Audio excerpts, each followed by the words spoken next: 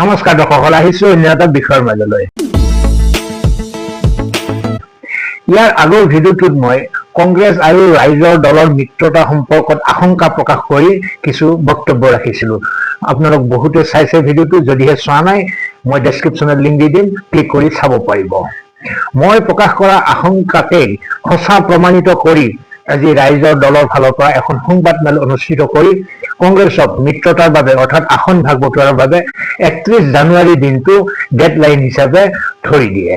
আহক সংবাদমেলখনত ৰাইজৰ দলৰ কাৰ্যকৰী সভাপতি ভাস্কৰদী শইকীয়া আৰু উপদেষ্টা দিলীপ বৰাই কি কৈছে প্ৰথমতে শুনি লওঁ।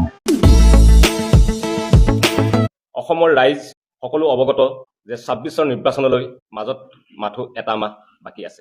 এইবাৰ সকলো বিৰোধী দলে একলগ হৈ যুঁজি বিজেপিক শাসনৰ পৰা বিদায় দিয়াটো বিচাৰিছে।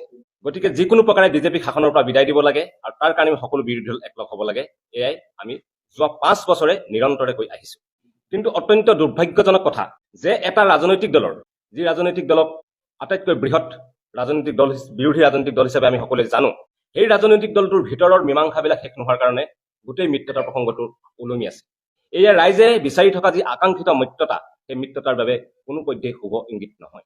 আমি দেখা পাইছো বিহাৰত কিদৰে নিৰ্বাচনৰ দুদিন আগলৈকে মিত্ৰতাৰ প্ৰসংগ ওলমাই ৰখা হৈছিল আৰু তাৰ ফল কি হৈছিল সেয়াও আমি দেখিলো।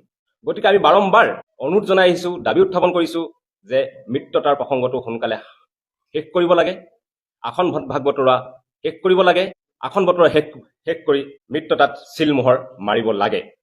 কিন্তু আজি 23 জানুৱাৰী, মাৰ্চত ইলেকশ্যন, মাজত ফেব্ৰুৱাৰী। কিন্তু মিত্ৰতা কেতিয়া হ'ব? আসন ভাগ বতৰা কেতিয়া হ'ব? কমন মিনিমাম প্ৰগ্ৰেম আমি কেতিয়া তৈয়াৰ কৰিম? আমি সকলো বিৰোধী ৰাজনৈতিক দলৰ নেতৃত্ব একলগ হৈ ৰাইজৰ মাজলৈ কেতিয়া যাম? তাৰ বাবে আমাৰ মাজত সময় আছেনে? নে কেৱল এটা বিশেষ ৰাজনৈতিক দলৰ ভিতৰৰ মীমাংসা শেষ নোহোৱাৰ কাৰণে সমগ্ৰ বিৰোধী দলৰ মিত্ৰতাৰ প্ৰসংগটো ওলমি থাকিব আৰু অসমৰ পৰিৱৰ্তনকামী ৰাইজে বিচাৰি থকা বিৰোধী দলৰ বহু আকাংক্ষিত মিত্ৰতাটোত আউল লাগি থাকিব? এই প্ৰশ্ন আমি আজি সংবাদমেলত উত্থাপন কৰিব বিচাৰিছো। আমি ৰাইজৰ দলৰ ফালৰ পৰা পুনৰবাৰ মিত্ৰতাৰ প্ৰাসংগিকতা দোহাৰিছো আৰু আমি ক'ব বিচাৰিছো যে আমি ৰাইজৰ দলে 40টাতকৈ অধিক সমষ্টিত আমাৰ প্ৰস্তুতি চলি আছে। তাৰ বাবে ইতিমধ্যেই আমাৰ দলৰ টিকেট প্ৰত্যাশীসকলে ইতিমধ্যে আবেদন পত্ৰ সংগ্ৰহ কৰিছে।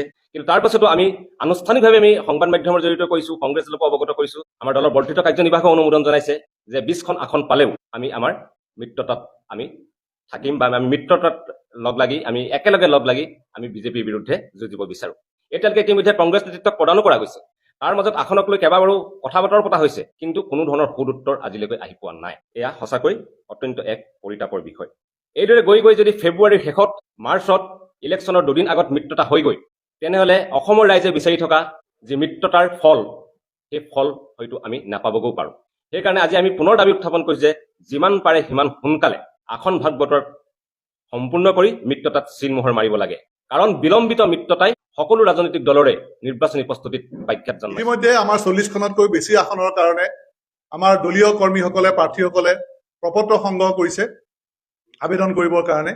গতিকে আমিও দলৰ ফালৰ পৰাও আমি প্ৰায় 40ৰ ওপৰৰ আসনত আমি প্ৰস্তুতি চলাইছো, যাতে আমি নিৰ্বাচন খেলিব পাৰোঁ। কিন্তু অসমৰ ৰাইজৰ স্বাৰ্থত, অসমৰ স্বাৰ্থত আৰু বিৰোধী ঐক্যৰ স্বাৰ্থত আমি ইতিমধ্যে ঘোষণা কৰিছো, আমাৰ সাধাৰণ পৰিষদে সেই ঘোষণা মঞ্জুৰ কৰিছে যে আমি ঐক্য হলে 20খন আসনতো আমি সন্তুষ্ট থাকিম, আমি একেলগে যুদ্ধত নামিম। এতিয়া কথা হ'ল কি, এই সিদ্ধান্তটো আমাক অতি সোনকালে লাগে, সময় একেবাৰে কম, মাজত মাত্ৰ এটা মাহ সময় আছে।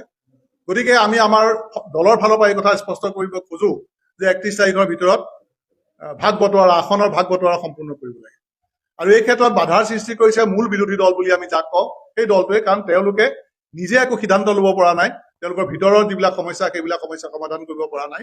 কিন্তু অসমৰ ৰাইজৰ স্বাৰ্থ এটা দলৰ দলীয় স্বাৰ্থতকৈ বহুত ওপৰত, সেই কথা তেওঁলোকে মনত ৰখা উচিত আৰু সেইমতে আগবাঢ়িবৰ কাৰণে আমি আহ্বান জনাইছো, যাতে 31 তাৰিখৰ ভিতৰত, 31 জানুৱাৰীৰ ভিতৰত সিদ্ধান্ত লৈ আমাক এখন কমন প্লেটফৰ্ম দিয়ে। তাতে কমন মিনিমাম প্ৰগ্ৰেমৰ কথাটো আছেই, কমন প্লেটফৰ্মখনে এতিয়ালৈকে আমাৰ তৈয়াৰ হোৱা নাই। যিহেতু আমি ৰাইজক ক'ব পৰা নাই যে ৰাইজৰ দলে এইকেইখন চিটত কণ্টেষ্ট কৰিব, কংগ্ৰেছ দলে ইয়াত কৰিব, অজাপই ইয়াত কৰিব, এই কথাখিনি আমি স্পষ্টভাৱে দিব পৰা নাই। গতিকে পিকচাৰখন ৰাইজৰ সন্মুখত স্পষ্টকে ওলাই পৰা নাই। আৰু এইটো দায়িত্ব সকলো দলৰে, সকলোতকৈ বেছি দায়িত্ব হ'ল কংগ্ৰেছ দলৰ, কাৰণ তেওঁলোক মুখ্য বিৰোধী দল হিচাপে এতিয়াও বৰ্তি আছে দেশত।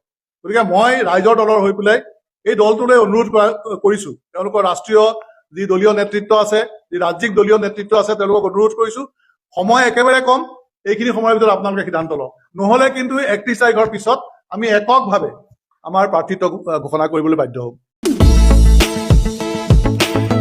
দৰ্শকসকল, আপোনালোকে শুনিলে 31 জানুৱাৰীৰ দিনা যদিহে কোনো সিদ্ধান্ত নিদিয়ে কংগ্ৰেছে, তেতিয়াহ'লে নিজাববীয়াকৈ তেওঁলোক আগবাঢ়িব, অৰ্থাৎ ৰাইজৰ দলে নিজাববীয়াকৈ সিদ্ধান্ত ল'ব 2026 নিৰ্বাচনৰ কাৰণে।